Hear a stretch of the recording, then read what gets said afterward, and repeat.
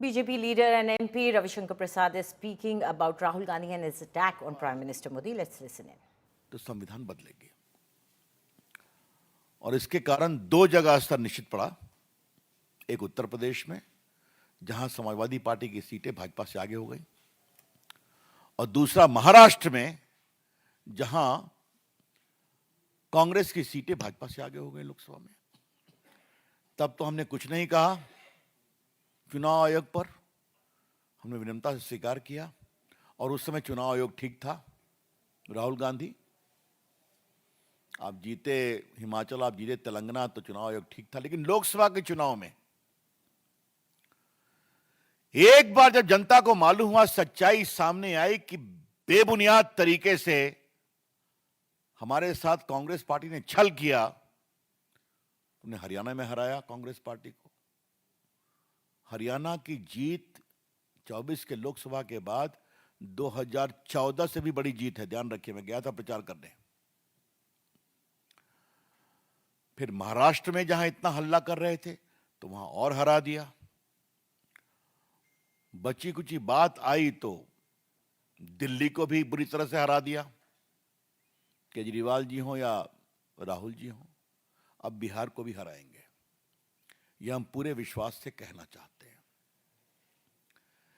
आज देश को भाजपा के राष्ट्रीय मंच से बताने की जरूरत है कि राहुल गांधी योजनाबद्ध तरीके से हिंदुस्तान की जनता के मताधिकार के उपयोग का अपमान कर रहे हैं। कि 14 में मोदी जी झूठ से जीते, 19 में फरेब से जीते और 24 में वैसे ही जीते। क्या मतलब है इसका? आप तो विपक्ष को अपमानित करेंगे, मोदी जी को गाली पढ़ेंगे, आप बिहार हिंदुस्तान के मतदाताओं का भी अपमान करते हैं। राहुल गांधी, ये कौन सा आपका अहंकार है? मैं देश की जनता से कहूंगा, राहुल गांधी के इस अहंकार को तोड़ना जरूरी है और वो फिर हारेंगे। कैसे कह देंगे 14 के बाद सब जीत फरेब है? चुनाव आयोग से मिली भगत से हुई है। मित्रों, बिहार के संदर्भ में दो बात आप ध्यान रखिए और ये आज के दिन बताना जरूरी है। और राहुल गांधी, आप सुनिए, याद करिए, ईवीएम के पहले बिहार का चुनाव होता था तो कितनी हत्याएं होती थी पोलिंग के दिन, कितना बूथ कैप्चर होता था। मुझे याद है, मैं पटना का कार्यकर्ता हूं। हर चुनाव में मेरा काम ही था कि बूथ लूट की घटनाओं को विस्तार से लिख करके इलेक्शन को काउंटर मांड कराना। संजय को याद होगा कि पटना में हमने 4 चुनाव काउंटर मांड कराया। याद है कि नहीं? गुजराल साहब भी लड़ने आए थे, कई लोग लड़ने आए थे।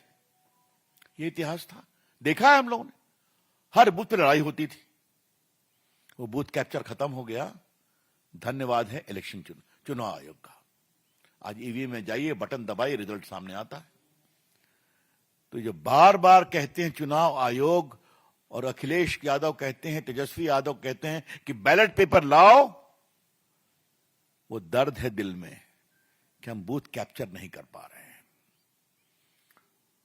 तो ये पूरे चुनाव आयोग और वोटर के लिस्ट पर जो घमासान छिड़ा हुआ है, इसके बीच में दो मूल बिंदु हैं।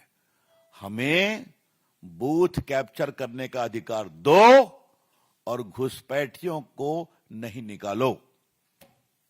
आई रिपीट, इस पूरे एसआईआर के पीछे जो ये अभियान चल रहा है, इसका पर्पस यही है, give us the right and the might to capture booths, tear away ballot papers and infiltrators को वोट देने दो। तो ये अब नहीं चलेगा। ये बात मैं कहना चाहता हूं।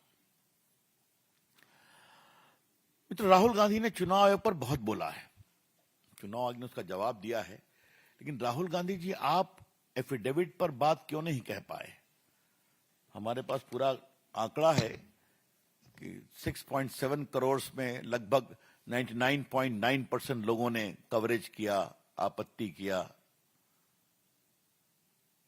मुझे 3 सवाल उठाने हैं इसके बारे में। और राहुल गांधी जवाब दें। 21 लाख लोग मृत पाए गए, तो क्या उनका नाम वोटर लिस्ट में रहना चाहिए कि नहीं रहना चाहिए?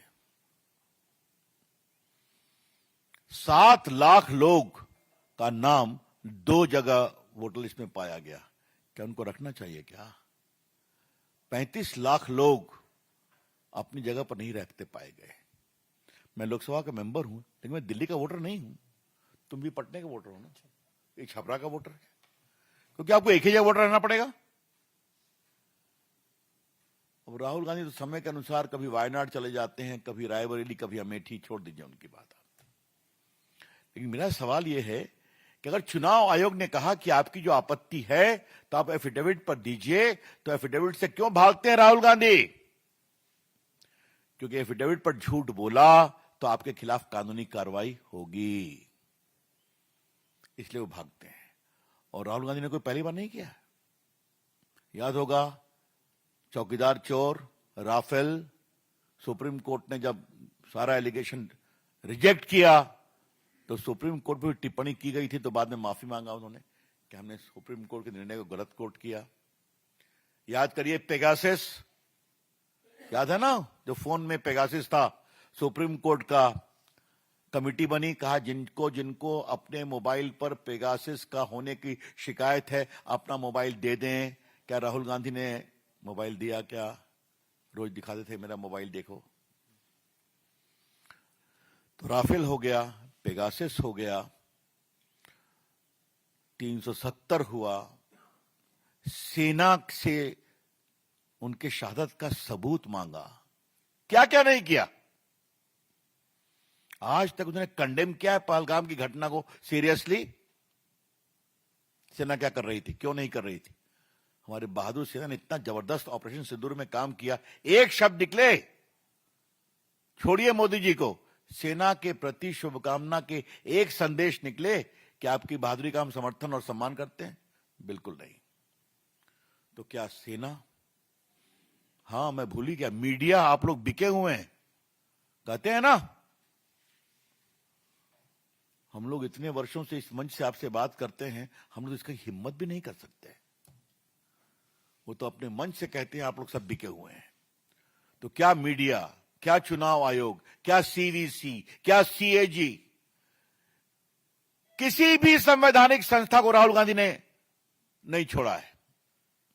बस न नियम न कानून, जो राहुल गांधी का है वो सही है। तो राहुल गांधी जी, अब आपका जमाना गया। आपको बिहार की जनता और देश की जनता जबरदस्त रूप से हराएगी, ये मैं कहना चाहता हूं।